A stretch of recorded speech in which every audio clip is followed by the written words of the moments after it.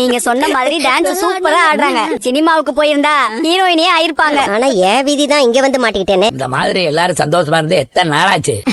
அதுக்குதான் மாசத்துக்கு ஒரு தடவை விஜயாவோட இங்க வந்து சொல்றேன். சூப்பர் ஐடியா பாட்டி. அப்ப மாசம் மாசம் இனிமே அம்மா டான்ஸ் கச்சேரி தான்.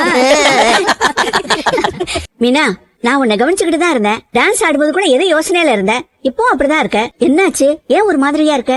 ஒண்ணும் இல்ல பாட்டி. பாட்டி, நாங்க கோயிலுக்கு போயிருந்த போது ஒரு ஆள் மனநல சரியாத மாதிரி இருந்தான். ஆனா சின்ன வயசு தான். அவன் மீனாவை பாத்துட்டு ஏதோ சொல்லிருக்கான். அதுலதான் பயந்துட்டான். ஓ, அவனா? யாரு பாட்டி அது? அவன் ஏதோ சித்தம் போக்கு சிவம் போக்குன்னு பேசிட்டு போயிட்டு இருப்பான்டா. அவன் யாருன்னே தெரியல. 2 மாசத்துக்கு முன்னாடிதான் இந்த ஊருக்கு வந்தான். ஓ, அப்ப நம்ம ஊர்லயா? பக்கத்து ஊராளா? தெரியலடா.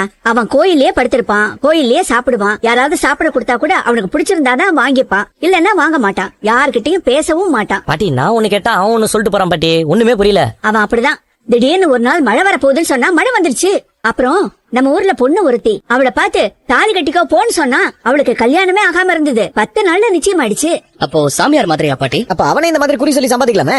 காசெல்லாம் வாங்க மாட்டான்டா. நாம ஏதாவது கேட்டா கூட பதில் சொல்ல மாட்டான். அவனா நம்ம கிட்ட வந்து பேசினாதான் உண்டு. பாட்டி, எங்களை பார்த்து ஊரை விட்டு போங்க, ஊரை விட்டு போங்கன்னு சொன்னா பாட்டி. அப்படியா சொன்னா? ஏமா ஒண்ணு இல்லப்பா, அதான் நம்ம பூஜை பண்ண போறோமே, அதெல்லாம் ஒண்ணாகாது. சரி, எல்லாரும் போய் வேலையை பாருங்க. எல்லாம் போட்டபடி கிடக்கு. விஜயா, நீ போய் சமையல கவனி. நானா? இந்த வீட்டு மருமகன் நீதானே? அதான் மீனா இருக்காளே.